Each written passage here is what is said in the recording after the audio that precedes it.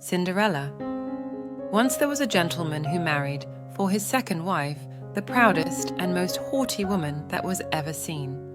She had, by a former husband, 2 daughters of her own humour, who were, indeed, exactly like her in all things.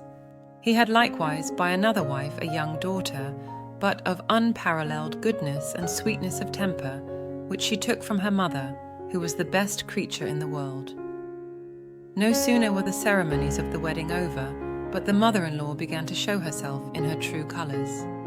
She could not bear the good qualities of this pretty girl, and the less because they made her own daughters appear the more odious.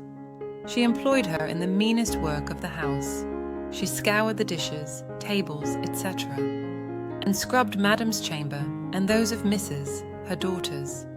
She lay up in a sorry garret upon a wretched straw bed, while her sisters lay in fine rooms, with floors all inlaid, upon beds of the very newest fashion, and where they had looking-glasses so large that they might see themselves at their full length from head to foot. The poor girl bore all patiently, and dared not tell her father, who would have rattled her off, for his wife governed him entirely. When she had done her work, she used to go into the chimney-corner and sit down among cinders and ashes, which made her commonly be called Cinder-wench. But the youngest, who was not so rude and uncivil as the eldest, called her Cinderella. However, Cinderella, notwithstanding her mean apparel, was 100 times handsomer than her sisters, though they were always dressed very richly. It happened that the king's son gave a ball, and invited all persons of fashion to it. Our young misses were also invited, for they cut a very grand figure among the quality. They were mightily delighted at this invitation, and wonderfully busy in choosing out such gowns, petticoats, and head-clothes as might become them. This was a new trouble to Cinderella, for it was she who ironed her sisters' linen and plaited their ruffles. They talked all day long of nothing but how they should be dressed. "For my part," said the eldest, "I will wear my red velvet suit with French trimming." "And I," said the youngest, "shall have my usual petticoat, but then, to make amends for that, I will put on my gold-flowered manteau and my diamond stomacher, which is far from being the most ordinary one in the world." They sent for the best hire-woman they could get to make up their head-dresses and adjust their double pinners, and they had their red brushes and patches from Mademoiselle de la Poche. Cinderella was likewise called up to them to be consulted in all these matters, for she had excellent notions, and advised them always for the best, nay, and offered her services to dress their heads, which they were very willing she should do. As she was doing this, they said to her, "Cinderella, would you not be glad to go to the ball?" "Alas," said she, "you only jeer me. It is not for such as I am to go thither." "Thou art in the right of it," replied they. "It would make the people laugh to see a cinder-wench at a ball." Anyone but Cinderella would have dressed their heads awry, but she was very good and dressed them perfectly well.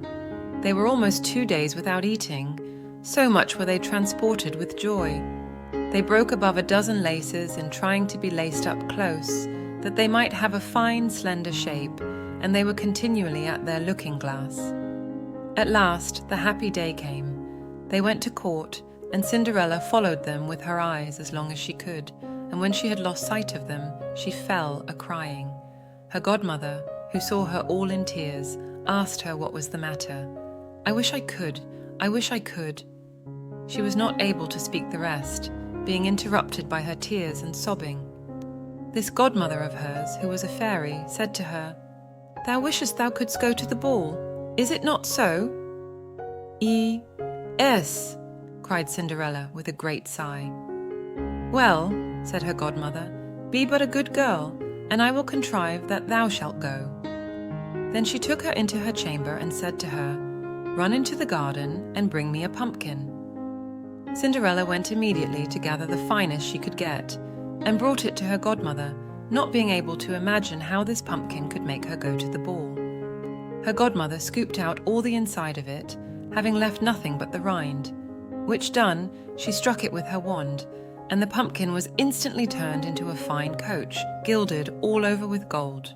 She then went to look into her mousetrap, where she found 6 mice, all alive, and ordered Cinderella to lift up a little the trapdoor, when, giving each mouse, as it went out, a little tap with her wand, the mouse was that moment turned into a fine horse, which altogether made a very fine set of 6 horses of a beautiful mouse-coloured dapple grey. Being at a loss for a coachman, "I will go and see," says Cinderella. "If there is never a rat in the rat trap, we may make a coachman of him." "Thou art in the right," replied her godmother. "Go and look." Cinderella brought the trap to her, and in it there were 3 huge rats. The fairy made choice of one of the 3, which had the largest beard, and, having touched him with her wand, he was turned into a fat, jolly coachman, who had the smartest whiskers eyes ever beheld. After that she said to her, "Go again into the garden, and you will find 6 lizards behind the watering pot. Bring them to me." She had no sooner done so, but her godmother turned them into 6 footmen, who skipped up immediately behind the coach, with their liveries all bedaubed with gold and silver, and clung as close behind each other as if they had done nothing else their whole lives. The fairy then said to Cinderella, "Well, you see here an equipage fit to go to the ball with. Are you not pleased with it?"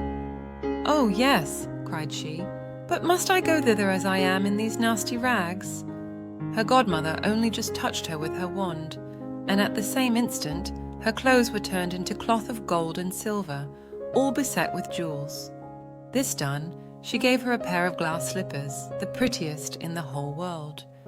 Being thus decked out, she got up into her coach, but her godmother, above all things, commanded her not to stay till after midnight, telling her at the same time that if she stayed 1 moment longer, the coach would be a pumpkin again, her horses mice, her coachman a rat, her footmen lizards, and her clothes become just as they were before.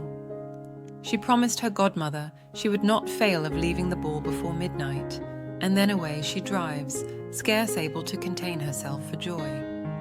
The king's son, who was told that a great princess, whom nobody knew was come, ran out to receive her. He gave her his hand as she alighted out of the coach and led her into the ball among all the company.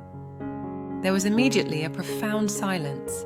They left off dancing, and the violin ceased to play, so attentive was everyone to contemplate the singular beauties of the unknown newcomer. Nothing was then heard but a confused noise of, "Ha! How handsome she is! Ha! How handsome she is!" The king himself, old as he was, could not help watching her and telling the queen softly that it was a long time since he had seen so beautiful and lovely a creature. All the ladies were busied in considering her clothes and headdress, that they might have some made next day after the same pattern, provided they could meet with such fine material and as able hands to make them. The king's son conducted her to the most honourable seat, and afterward took her out to dance with him. She danced so very gracefully that they all more and more admired her.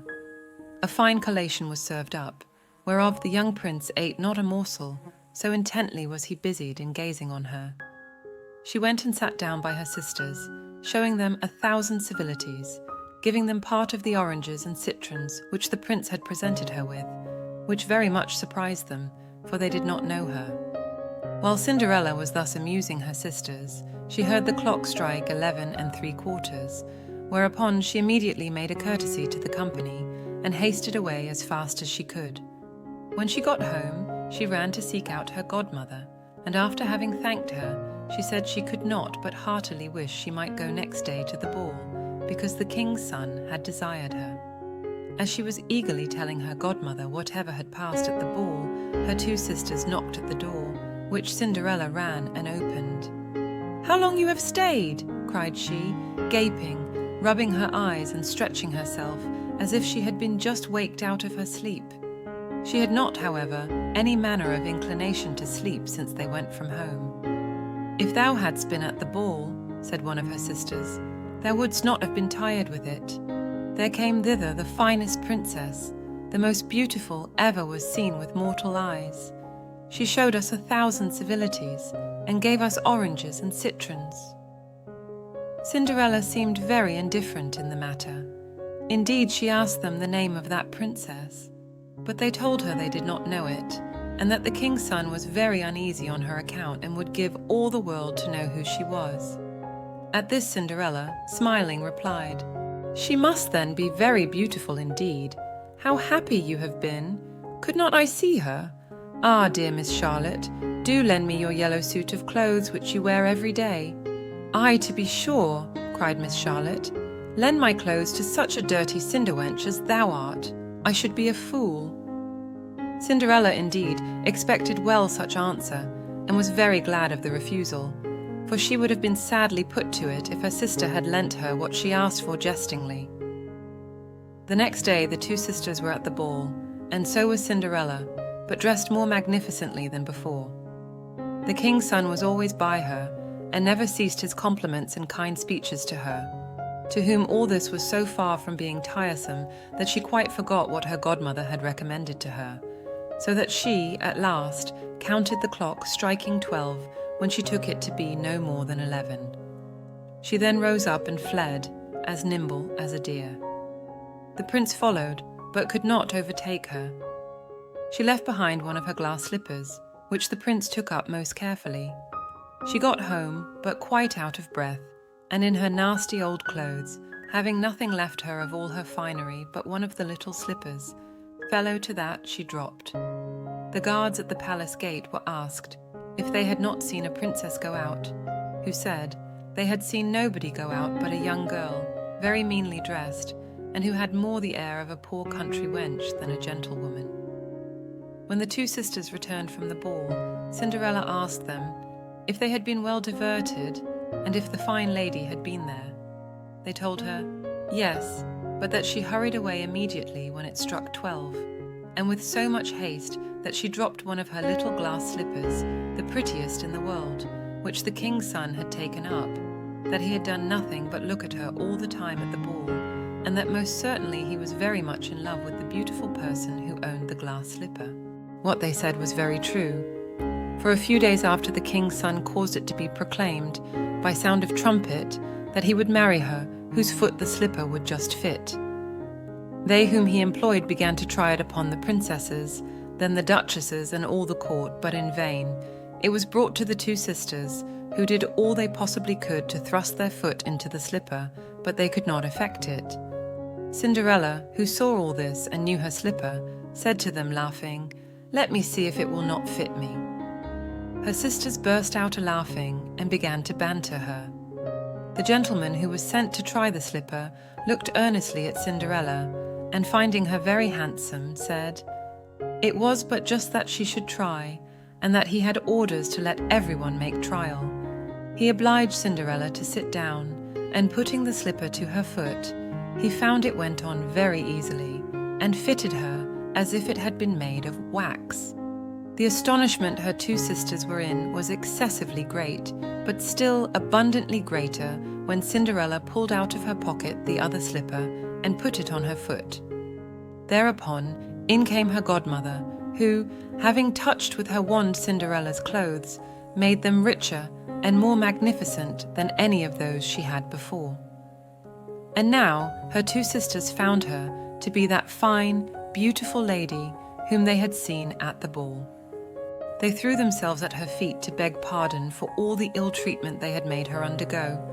Cinderella took them up, and, as she embraced them, cried that she forgave them with all her heart and desired them always to love her. She was conducted to the young prince, dressed as she was. He thought her more charming than ever, and a few days after married her. Cinderella, who was no less good than beautiful, gave her two sisters lodgings in the palace, and that very same day matched them with two great lords of the court.